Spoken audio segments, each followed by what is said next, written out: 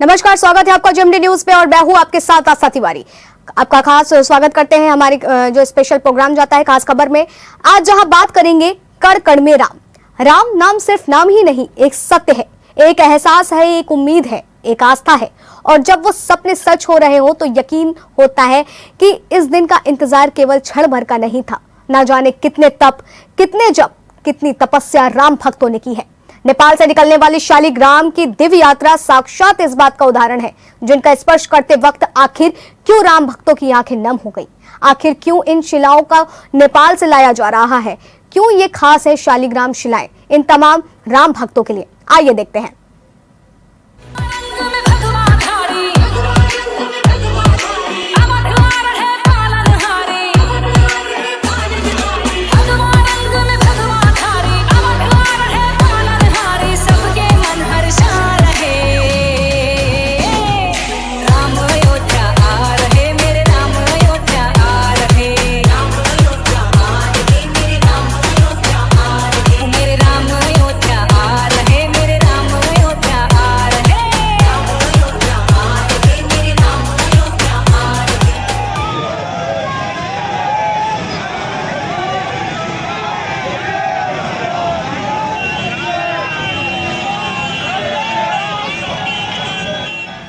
हजारों, लाखों, करोड़ों या ये कहें कि हिंदुओं के आराध्य मर्यादा पुरुषोत्तम भगवान राम, एक वो सत्य, एक वो एहसास जो करोड़ों हिंदू वासियों के रोम रोम में बसता है।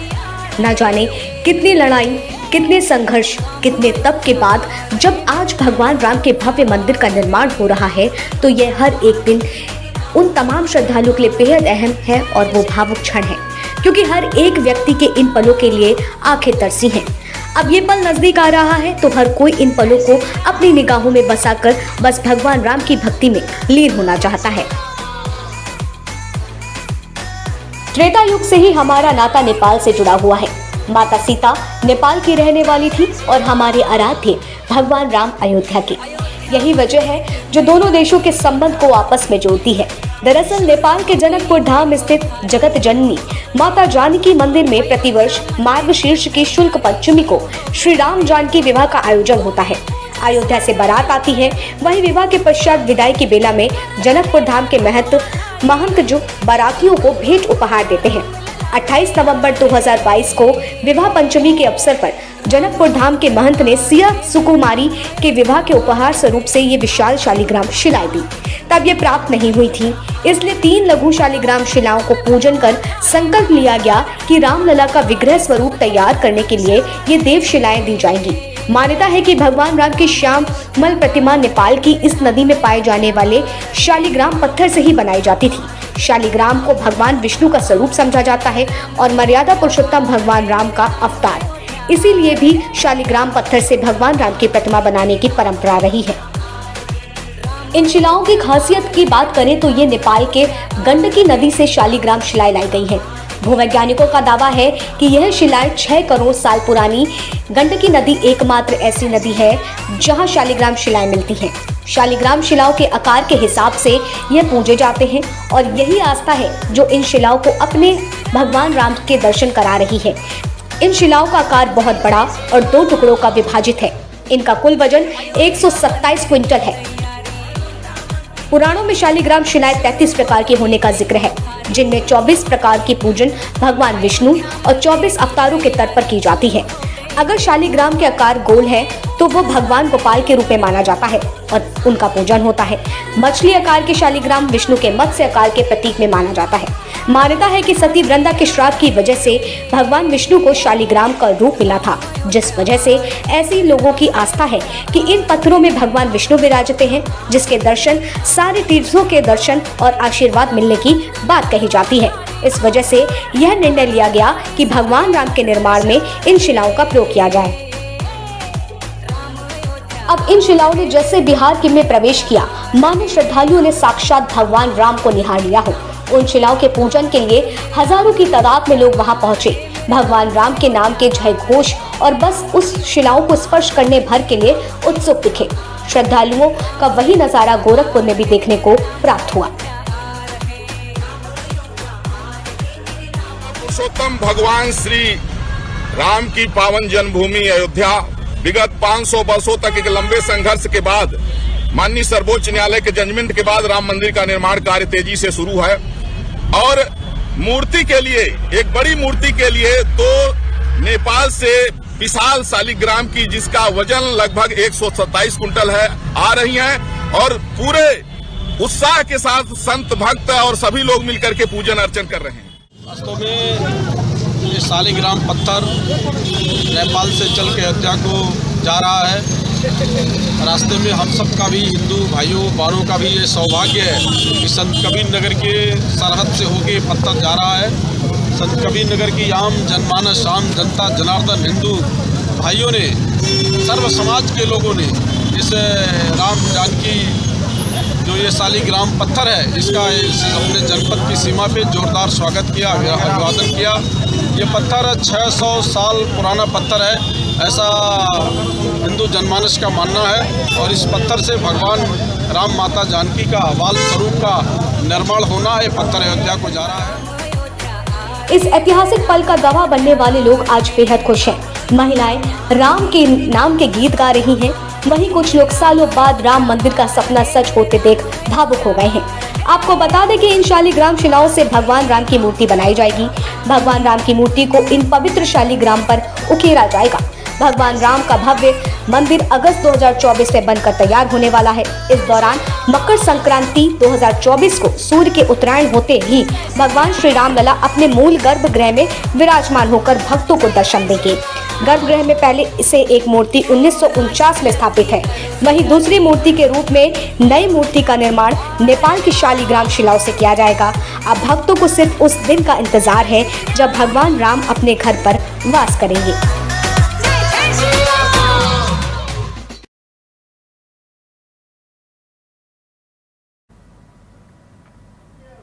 वाकई जिस तरीके से नेपाल किसमें अगर देखा जाए, नेपाल से भारत जो शालिग्राम शिलाएं लाई गई हैं, ये अपने में एक इसका अलग ही इतिहास है, एक अलग ही महत्व है। और ये कहना गलत नहीं होगा कि जो राम भक्तों को जिस चीज़ का इंतज़ार था, जितने उन्होंने तप किए हैं, जो एक सपना देखा था, वो अब कुछ ही क्षणों में जो है वो उनका साकार होगा। 2024 में मकर संक्रांति में जब सूर्य उत्तरायण की ओर आएगा, तब जो है भगवान श्री राम की मूर्ति को जो है उनके गर्भगृह में विराजमान किया जाएगा और राम भक्तों के लिए वो दरबार खुल जाएगा। लेकिन इन सबके बीच में सबसे बड़ी बात यही है कि जिस तरीके से शालिग्राम शिलाएं जो है भारत लाई गई हैं, इस शिलाओं के आधार पर इन्हीं के इससे जो है इनको जब तब करके आज अयोध्या में इसको कार्य में लगाया जाएगा और भगवान राम का एक विशेष स्वरूप देने की इससे की जाएगी। अगर इन शिलाओं की बात करें तो जिस तरीके से ये जो शिलाएं हैं, ये 24 आकारों में विराजमान 33 आकार की हैं और जिसमें 24 ऐसी शिलाएं हैं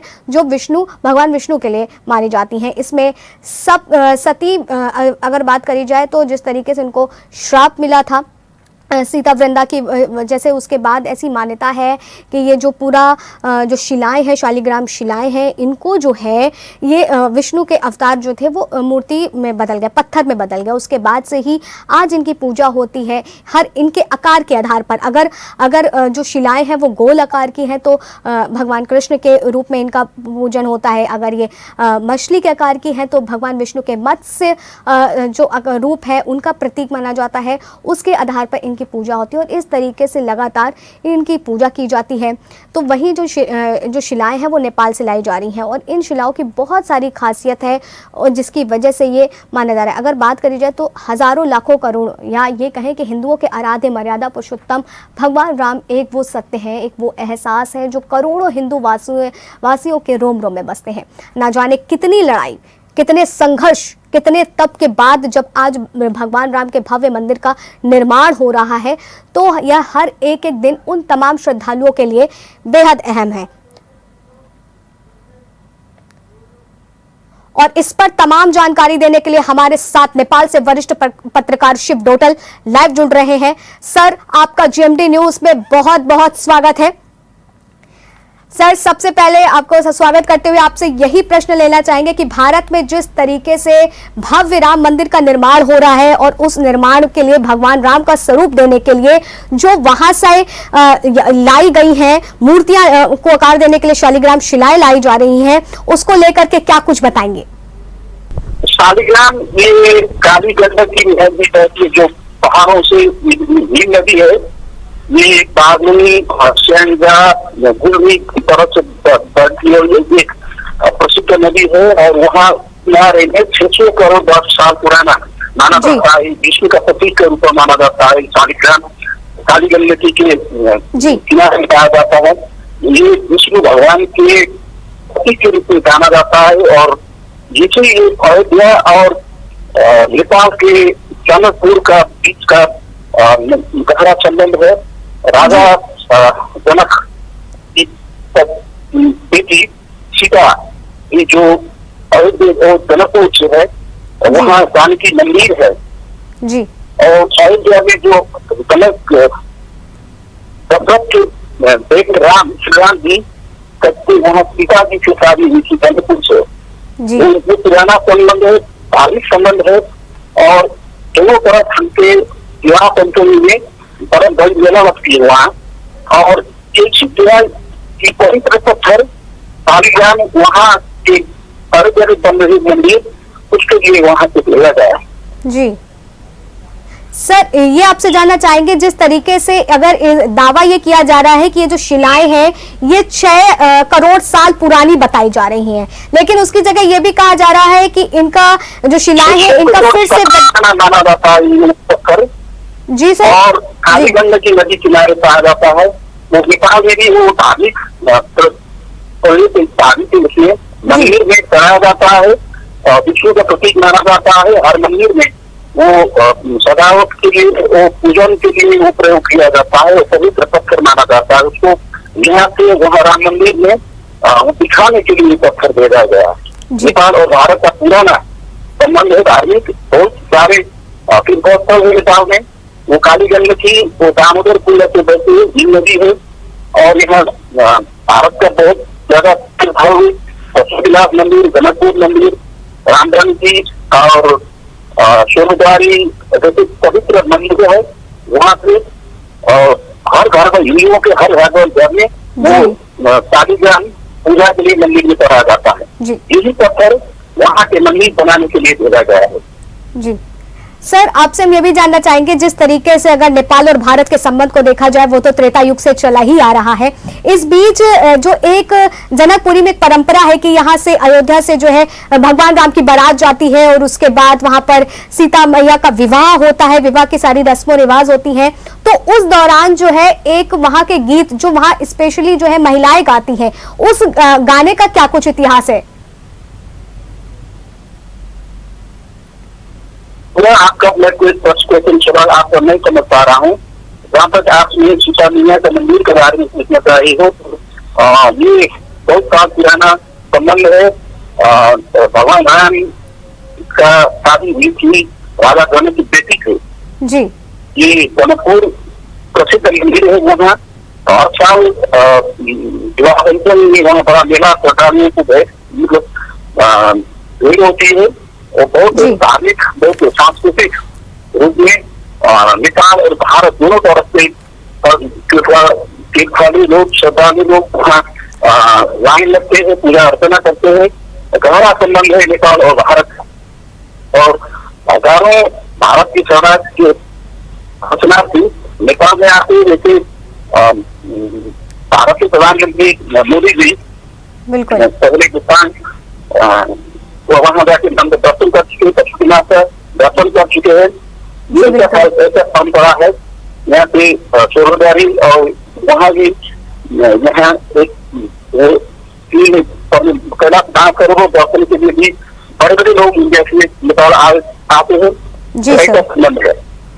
सर, आपसे आखिरी सवाल लेना चाहेंगे। आपसे ये जानना चाहते हैं कि जिस तरीके से भारत में जब ये भगवान राम का भव्य मंदिर का निर्माण हो जाएगा लगातार, उसको लेकर के नेपाल से कितने पर्यटक भारत आएंगे और क्या इसमें और इजाफा देखने मिलेगा? क्या इस भव्य राम मंदिर के साथ भारत और नेपाल के संबंध और मजबूत होंगे? राजनीति, धार्मिक और ये सांस्कृतिक संबंध हो, नेपाल और भारत रोटी बेटी का संबंध माना जाता है। और बहुत नेपाल से भी अयोध्या में पूजा अर्चन के लिए जाते हैं। वहाँ का जो विवाह मंदिर का नेपाल में सारे सब लोग खासो देते हैं और इंटरेस्टिंग लेके पूजा के लिए, दर्शन के लिए जाते हैं हर साल नेपाल से, और इंडिया भारत से भी नेपाल आते हैं। जी सर, बहुत बहुत शुक्रिया तमाम जानकारी देने के लिए। तो जिस तरीके से भगवान राम के भव्य मंदिर के लिए नेपाल से जो शालिग्राम शिलाएं मंगाई गई है, उसको लेकर के जो उन शिलाओं को जो भगवान विष्णु का अवतार कहा जाता है, एक उनका स्वरूप कहा जाता है, उसके आधार पर इन शिलाओं से भगवान राम का स्वरूप देने की कोशिश की जाएगी। भगवान राम का स्वरूप बनेगा और वो जो है 2024 में गर्भगृह में स्थापित किया जाएगा। फिलहाल इस खास खबर में इतना ही। बाकी तमाम बड़ी खबरों के लिए बने रहे जेएमडी न्यूज के साथ। नमस्कार। अगर आपको हमारा वीडियो पसंद आया हो तो हमें लाइक करें, सब्सक्राइब करें और ज्यादा से ज्यादा शेयर करें। और हाँ, बेल आइकॉन दबाना ना भूलें ताकि हर खबर का अपडेट आप तक पहुंचे तुरंत। आप हमें इंस्टा, ट्विटर और फेसबुक पर भी फॉलो कर सकते हैं। हमारी आईडी है @JMD News Flash।